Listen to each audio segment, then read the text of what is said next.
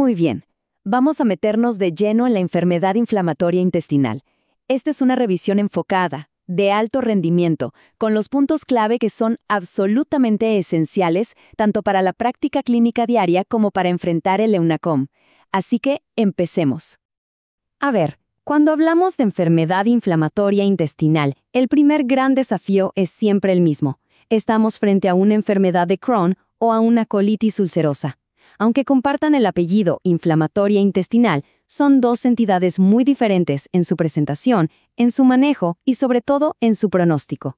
El objetivo de esta revisión es precisamente aclarar esas diferencias. Para ordenar la conversación vamos a seguir una ruta de 5 puntos. Primero, las bases, definición y diferencias. Luego nos vamos a la clínica, al cómo se ven los pacientes. Tercero, el paso a paso del diagnóstico. Cuarto, las estrategias de tratamiento. Y cerramos con lo que viene después, complicaciones y seguimiento a largo plazo. Bueno, arranquemos con la primera sección. Vamos a poner los cimientos, la base conceptual para poder entender todo lo que viene.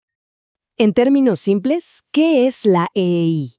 Es un grupo de enfermedades crónicas, o sea, para toda la vida, en las que el tubo digestivo se inflama de manera persistente y sin una causa clara, es idiopática.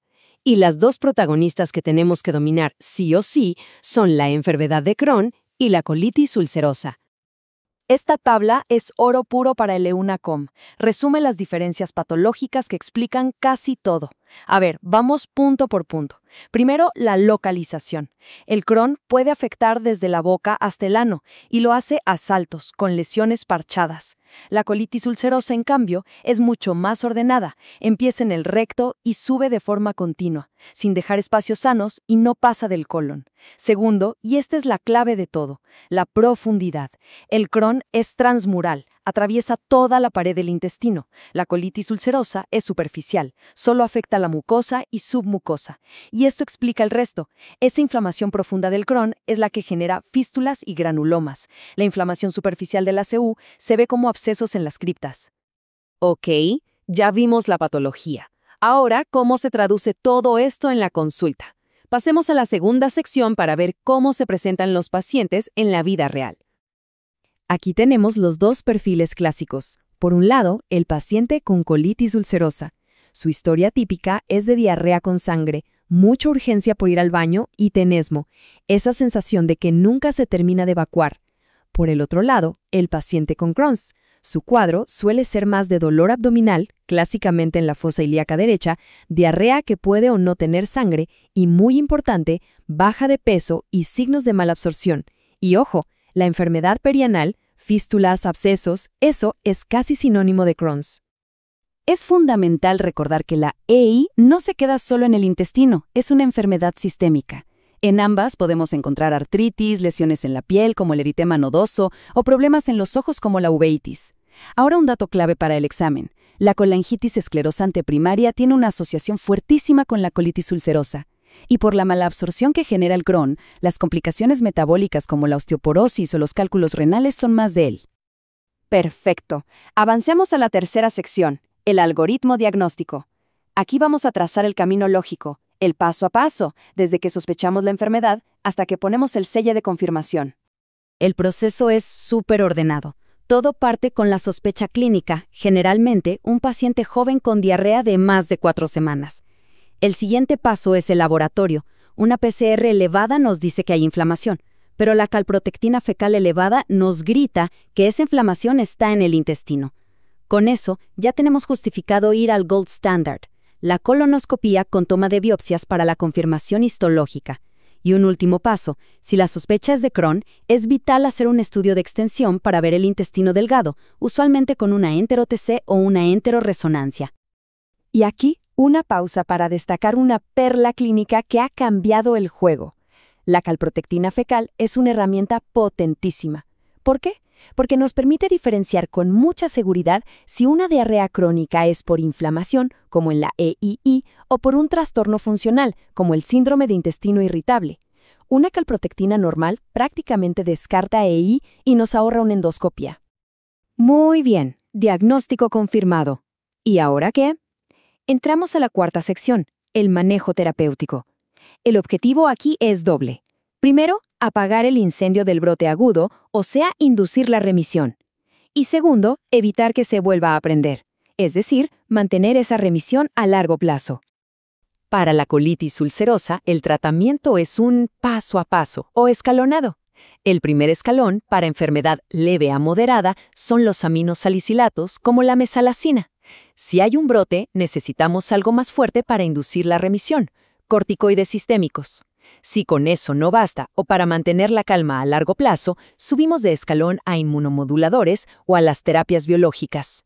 Y un punto crucial que no se puede olvidar: en la colitis ulcerosa, la cirugía, la proctocolectomía total, es curativa. Se saca el colon y se acaba el problema. En Crohn, la cosa es distinta. Para una enfermedad leve y bien localizada en el ileón, la budesonida es una gran opción, porque actúa localmente y tiene menos efectos sistémicos. Para casos más serios, los corticoides sistémicos son la elección. Para el mantenimiento, igual que en CU, usamos inmunomoduladores o biológicos, aunque aquí cada vez se usan más temprano. Y esto es fundamental y la gran diferencia con CU. La cirugía en Crohn no cura la enfermedad. Se reserva solo para tratar complicaciones como una estenosis o una fístula. Aquí van algunas perlas farmacológicas, de esas que les encanta preguntar en los exámenes. Primero, mesalazina es la base del tratamiento en colitis ulcerosa, pero en Crohn su utilidad es muy discutida, casi nula.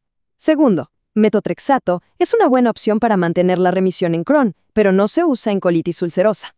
Tercero, los inhibidores JAK, como el tofacitinib, a día de hoy están aprobados solo para colitis ulcerosa. Y cuarto, budesonida es el corticoide inteligente para el Crohn ileocecal leve. Llegamos a la última sección, y es una de las más importantes para la práctica a largo plazo: las complicaciones y el seguimiento. Aquí, el foco principal es la vigilancia y la prevención del cáncer colorectal. Este gráfico lo deja muy claro. Por su naturaleza transmural de atravesar toda la pared, las complicaciones típicas del Crohn son las estenosis, que pueden obstruir el intestino, y las fístulas, que son comunicaciones anormales. En cambio, en la colitis ulcerosa, al ser una inflamación más superficial, pero que puede ser muy extensa y severa, las complicaciones agudas que más nos asustan son el megacolon tóxico y la hemorragia masiva. Y hablemos del riesgo de cáncer. Este número es realmente impactante y justifica todo el seguimiento. Un paciente con pancolitis, es decir, con todo el colon afectado por colitis ulcerosa, puede tener un riesgo de hasta el 30% de desarrollar un cáncer colorectal después de 35 años de enfermedad. Es un riesgo altísimo. Por ese riesgo, la vigilancia es obligatoria y tiene pautas claras. La regla general es empezar a hacer colonoscopías de seguimiento a los 8 o 10 años del diagnóstico de una colitis extensa y repetirlas cada 1 o 2 años. Hay una excepción importante. Si el paciente además tiene colangitis esclerosante primaria, CEP, la vigilancia empieza desde el momento mismo en que se diagnostica la CEP y debe ser anual, porque el riesgo es aún mayor. Y para cerrar este punto, esta frase lo resume todo. Más allá de hacer endoscopías para buscar el problema, la mejor prevención es evitar que aparezca, y eso se logra con un buen control de la enfermedad.